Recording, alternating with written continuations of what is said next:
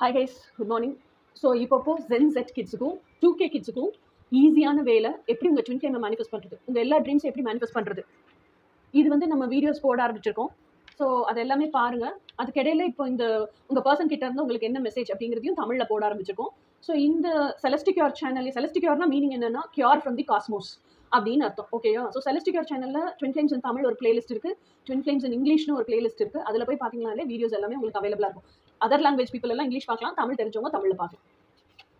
Okay, இன்னைக்கு உங்கள் பர்சனோட message உங்களுக்கு என்னன்னு சொல்லிட்டு பார்க்கலாம்.